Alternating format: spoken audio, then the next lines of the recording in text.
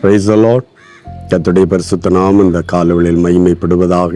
நம்ம இணைந்த ஆண்டவரை நோக்கி பார்க்கும் நல்ல ஒரு வாய்ப்பை இந்த நாளிலும் தந்தாரே, ஆண்டவருக்கு நன்றி செலுத்துகிறேன். இந்த நாளிலும் கூட சங்கீதங்கள் புஸ்தகம் 13ஆம் அதிகாரம் அதனுடைய 6வது வார்த்தையை வாசிக்கிறேன்.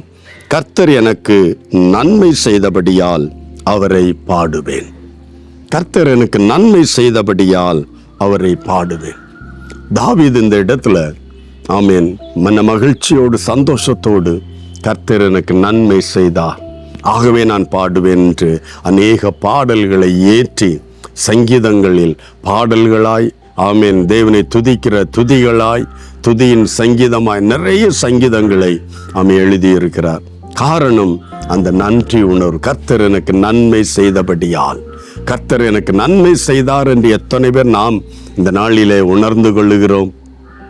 இன்றைக்கு கூட நம்முடைய விண்ணப்பம் அவன் வேண்டிக் கொண்ட அநேக காரியங்கள் இன்னும் நமக்கு கரங்களில் வராத இதனால ஜெபித்தேன், இந்த காரியத்தில் ஒரு பதிலும் இல்லை, கர்த்தர் எதை ஆமேன் செய்யவில்லையே என்ற முறுமுறுப்போடு ஆமை காணப்படுகிற எத்தனை பேர் உண்டு.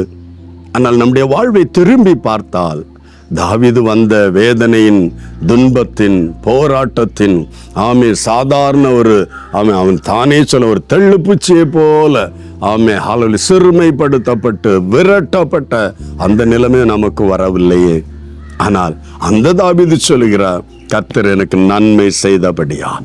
எத்தனை போராட்டங்கள் வந்த போதிலும் சிக்கிக் கொள்ளாதபடி காத்த தேவனை நன்றி சொல்ல அவரை மறக்கவில்லை. இந்த கால வேளையில எத்தனையோ ஆசீர்வாதங்களை பெற்ற நாம், யோபுவின் லாங்குவேஜில் சொல்ல போனால் இத்தனையோ ஆசீர்வாதங்களை பெற்ற நாம் இந்த ஒரு சிறு தீமையை அனுபவிக்க வேண்டாமா என்று சொன்னது போல எத்தனையோ ஆசீர்வாதங்களை கர்த்தர் நமக்கு தந்திருக்கிறார்.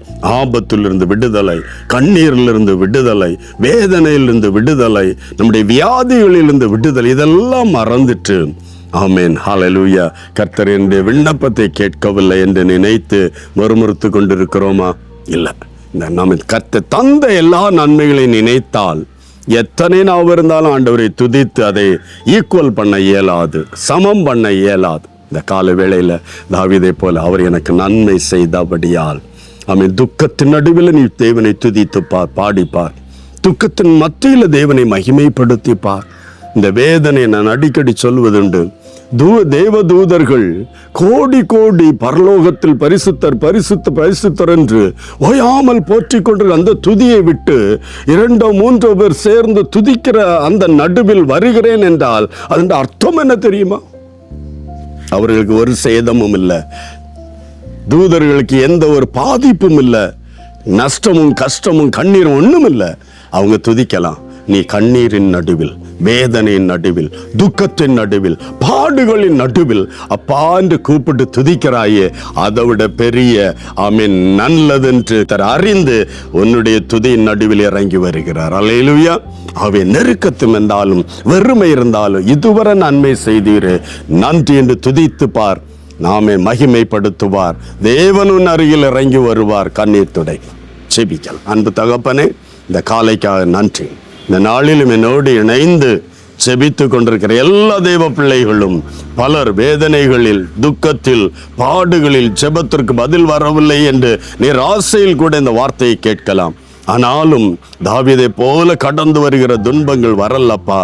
ஆனாலும் இந்த கால வேளையில இன்றிலிருந்து எல்லா துக்கத்தின் நடுவிலும், பாடுகள் நடுவிலும் அண்டப்பா என்று உம்மை துதிக்கிற, பாடுகிற, உம்மை மகிமைப்படுத்துகிற தெய்வ பிள்ளைகளா எல்லாரையும் உருவாக்கும். இதில் நீ பிரியப்படுகிறீர், இதில் நீ மத்தியில் இறங்கி வருகிறீர், அவளை ஆசீர்வதிக்கிறீர். அப்படிப்பட்ட அந்த அருமையான அந்த வாய்ப்பை ஒவ்வொரு தெய்வ பிள்ளைகளும் செயல்படுத்த உதவி செய்வீராக.